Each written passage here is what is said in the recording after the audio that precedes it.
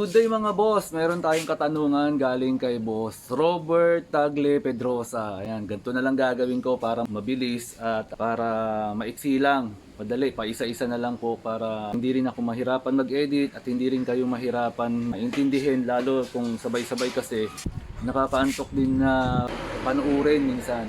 So, para hindi tayo maboard, gagawin ko na lang yung kung ano lang yung itatanong ninyo, yun yung iisa-isahin natin. Ayan, so tulad po nito, galing kay Boss Robert Tagle Pedrosa, follower po natin. Salamat boss, shout out.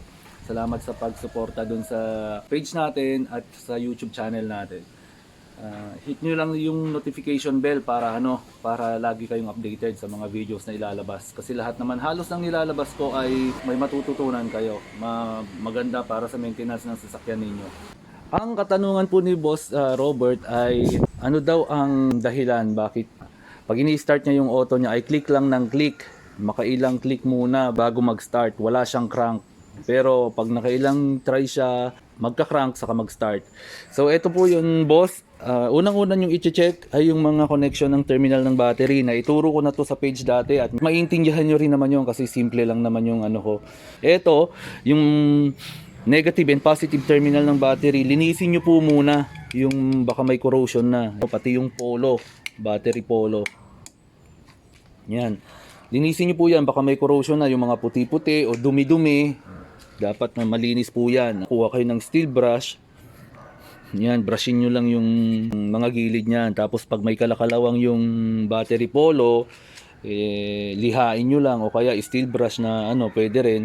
Yan, basta matanggal nyo yung kalawang niya. Lahat ng debris o lahat ng dumi, kalawang, kung ano-ano pa man na pwedeng mag-interfere dito sa connection ng battery polo tsaka dun sa battery terminal. So lilinisin nyo yan. Yun po, i-check nyo rin kung maluwag yung mga terminal niya, battery terminal. Pati yun dun po sa may starter, yung connection niya doon, yun ang medyo mahirap abutin. Hindi ko maiano dito dahil nandun sa loob pero nandun yung connection niya yan. Kakapain nyo po to galing dito sa positive terminal, meron po yan, itong wire na to, susundan nyo po yan papunta ng starter. I-check nyo po yun kung maluwag, ayan. So yun yung pangalawa yung i-check kung maluwag yung mga connection. Pero pag maggagalaw po kayo, magsisikip po kayo doon, tanggalin nyo itong negative battery para magdikit man yung connection no terminal doon ng supply tsaka yung sa body ground, dikit nyo man yung wrench, hindi po siya mag-spark at walang madadamay sa electrical ninyo. So, tanggalin nyo muna ang negative battery. At, i-check nyo rin po kung naglulus ang, asan na ba yun? Ito, yung connection nya. Papunta sa solenoid ng starter. Kita ba dyan? Ito po. Yan, yung connection na yan. Lumuluwag yan minsan. Check nyo yung wire na yan. Baka na maluwag. Siguraduhin nyo lang po na masikip siya. Tapos, ito pa nga po, yung mga terminal tsaka itong battery polo, ayan, yan lahat ng sa terminal niya, sikipan nyo po, kailangan hindi yan gumagalaw. Magkukos din po yan ng kasi, overcharging. Malakas na cost ng overcharging to at may tendency na magsushort dyan, nagkukos din ng sunog yan. Yun yung hindi alam ng iba. Sinisisi nila minsan sa battery, although meron naman talagang mga cases na gano'n, pero kadalasan po maluluwag yung mga battery sa terminal. Nagkukos po ng ng init, tapos yun sunog sa sasakyan. Di ba napansin po natin kung mga wire pag maluluwag po yan, syempre dinadaanan ng kuryente yan, umiinit po yan. Hindi kasi nakakadire-diretso ng daloy para siyang napuputol-putol yung current niya, kaya umiinit yung wire, kaya nagkukos ng sunog po yun. Kaya pag nagpa-electrical po kayo, siguraduhin nyo na yung pagkakadikit nila ng wire talagang tight tsaka sealed para talaga hindi ko gumalaw. Once na maluwag po yun, habang tumatagal lumuluwag, mag-iinit po yun at magkukos ng sunog yun. Yun. So kaya siguraduhin po natin yung mga wires niyan tight, lahat yan sa negative ground tsaka tong sa positive, kailangan masikip. So yun po ang check nyo. Pag puro click lang, walang crank. Sa mga Sentra po, kalimitan din. Kasi yung problema mo boss na tinatry mo siyang i-start ng start pero click lang siya ng click, mag-i-start after ilang tries. So kalimitan po sa Sentra, yung susi niya mismo, yung susi natin ng sasakyan natin, magpa-duplicate po kayo tapos medyo pahabaan nyo yung tip niya para umabot siya dun sa dulo. Ilang sentras na po ang nagawa ko na ganun. Yun ang problema niya. Parang hindi siya umaabot dun sa pinakadulo. Kaya pag iniikot mo, walang reaksyon. So, since nag-crack-crank siya after ilang tries, ibig sabihin, hinuhuli mo yung sa susi. So, natsatsambahan mo siguro na sa huli ay kumakagat siya. So, pa-duplicate ka po ng susi. Yung original, i-keep mo na. Medyo pahabaan mo. Tapos, syempre, i-try mo. Kabilaan.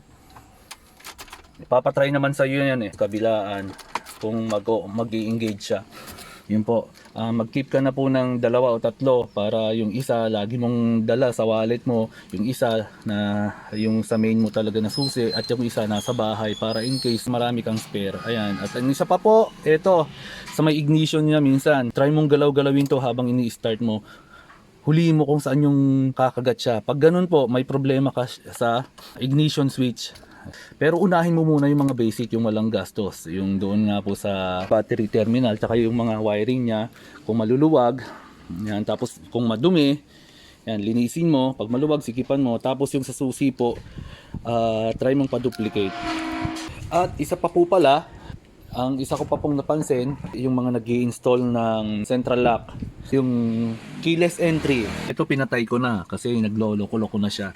Isang cost din po yon ng puro click lang. Ayaw niya mag-start, ayaw niya mag-engage. Kung faulty na po yung keyless entry natin, in time po, ganun yan naglolo-loko na siya. Ito kaya pinatay ko na to kasi naglolo-loko na. Habang umiilaw-ilaw siya, try nyo pong i-start. Puro click lang po yan. May mga instance po na ganun. So, hindi ko alam kung depende sa pag-i-install. So, pansinin nyo po yun kung habang ini-start nyo siya, i-click lang ng click, pero tunog din ng tunog to. O, ilaw din ng ilaw, o tunog ng tunog yung keyless entry ninyo. Yung tok, tok, tok, tok. Ganun lang. Kung wala kayong ilaw nito, kadalasan naman pag nag-install, meron nito So, yung parang guide niya, yung LED na ilaw, gumaganon-ganon yan. Ibig sabihin, activated yon. Pag activated po yon, hindi nyo po ma-start yung sasakyan. May mga instances po na ganon. So, check nyo rin po yon. So, pag wala po dun yung, sa mga sinabi ko yung issues niya, saka nyo i-check yung starter. Baka yung solenoid niya pumapalya na, o kaya yung carbon niya manipis na. Dun muna kayo sa walang gastos. Yun muna po ang i-troubleshoot nyo at i-check nyo. So yun po yung basic lang na titignan mo muna. Pag walang crank yung sasakyan mo, pag puro click lang, para po ito sa mga gustong matuto, mag-maintain ng sasakyan nila at yung mga walang knowledge about dito sa basic troubleshooting. So malaking tulong po to, i-try nyo po muna, tignan natin kung mariresolve yung problema ninyo at mag-comment po kayo dito pagka naging okay na siya. Yun po, maraming salamat po. Paki-share po yung mga videos natin sa page at sa YouTube channel natin. Mag-follow po kayo, hit nyo yung notification bell para updated po kayo. Paki-share din po ang mga videos natin para mas marami pa po tayong matulungan.